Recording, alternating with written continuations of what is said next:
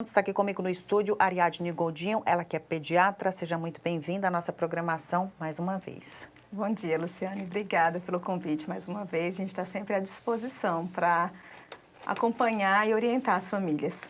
Eu já queria que você começasse, Ariadne, falando para a gente que campanha é essa do Novembro Dourado. A campanha Novembro Dourado, ela visa o diagnóstico precoce do câncer infanto-juvenil. Dia 23 de novembro é o Dia Nacional do Combate ao Câncer Infanto-Juvenil. Aí você explica para a gente que tipo de câncer é esse ou são vários cânceres? São vários cânceres. O principal câncer, o câncer mais comum que acomete a população de criança até os adolescentes ali por volta dos 19 anos, são os cânceres que a gente chama das leucemias e os linfomas. Mas não exclui os cânceres sólidos, tumores de rim, tumor do sistema nervoso central, tumores oculares, né, que precisam das nossas atenção, né, da nossa atenção.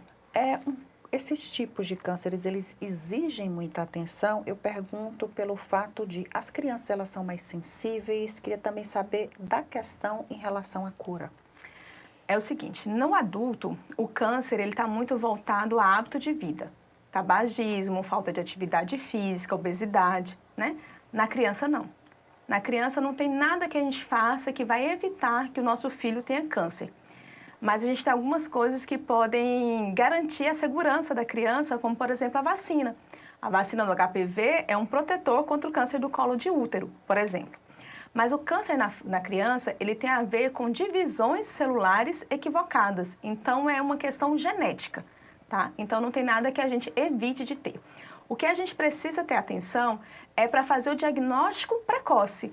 Porque, apesar do câncer na criança ser altamente invasivo, a criança tem uma probabilidade de cura muito boa, mais de 80% de cura. Quando você fala em diagnóstico precoce, porque no início da entrevista eu falei prevenção, mas eu acho que cabe mais a questão de conscientização, não é isso? Sim, isso, porque não tem como a gente prevenir, não tem como a gente evitar que a criança tenha um câncer infanto-juvenil, mas a gente pode fazer o diagnóstico precoce.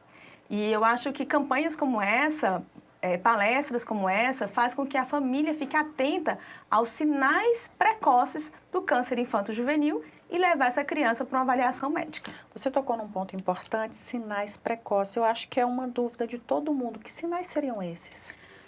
Os sinais do câncer infanto-juvenil podem se confundir com sinais comuns de outras doenças. Mas a gente tem sinais mais clássicos, como febres recorrentes, que sem causa aparente, não está com garganta, não está com ouvido infeccionado. Então, febre de origem indeterminada, que a gente chama. Palidez, manchas roxas no corpo, cansaço inexplicável, perda de peso, manchas roxas na pele, sangramentos nasal, sangramento gengival. E as famosas ínguas, que são os linfonodos que podem acometer as crianças, que podem ser sinal de câncer. Como é que são esses exames para diagnóstico precoce, Ariadne? O principal é o exame físico, né? A anamnese, uma conversa bem feita com a família e o exame físico. A partir do exame físico, a gente pode pensar em alguns exames laboratoriais, mas o exame físico é fundamental. Por exemplo, a gente tem que estar atento à mudança na consistência das fezes, a volume abdominal, olhar para os olhos dos nossos filhos, porque apenas um pequeno estrabismo, mudança do reflexo da cor do olho, isso pode ser sinal de câncer infantil. Quando a gente fala infanto-juvenil, a gente está falando de que idade até que idade? A gente fala do recém-nascido até mais ou menos 19, 21 anos. Eu queria que você falasse um pouquinho da questão desse cuidado, porque não existe a prevenção, mas existe a conscientização. Caso identificado, como é que é feito esse tratamento? Como é que é feito todo esse cuidado com essa criança? A gente ainda não faz tratamento de câncer infantil aqui em Barreiras, mas quando é feito o diagnóstico precoce e concluído o diagnóstico, a gente consegue regular essa criança para o tratamento de oncologia na nossa região, que é Salvador. Né? Alguns estados também podem aceitar, mas a nossa regulação via estado, via SUS, é feita para Salvador. Salvador tem vários hospitais que recebem a criança na suspeita do diagnóstico. Então, a gente não precisa, então não é demorado. Se a gente está suspeitando de um câncer, a gente tem um ultrassom sugestivo, um exame de laboratório sugestivo, a gente pode regular essa criança. Alguns tratamentos incluem uma cirurgia que por si só já pode ser corretiva e curadora, mas a gente tem tratamentos que envolvam quimioterapia, que envolvam radioterapia, aí depende do diagnóstico e do prognóstico da criança mesmo. Queria que você aproveitasse essa sua vinda aqui hoje e deixasse uma mensagem para todas as mães e pais que têm filhos pequenos de conscientização. A gente precisa lembrar que é Novembro Dourado. Dourado, ele faz referência à cor ouro, né? Porque a vida de uma criança vale muito mais do que ouro.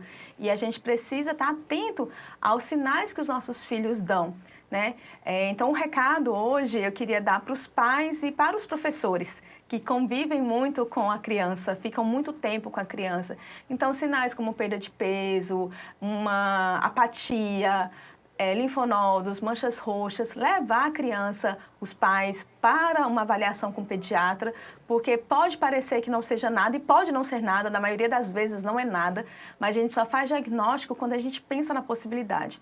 E quando as pessoas têm medo do câncer, falam assim, Deus me livre que seja câncer, não leva para fazer a investigação e aí a gente faz o diagnóstico muito tardio. Então, quanto mais cedo o diagnóstico, maior a chance de cura.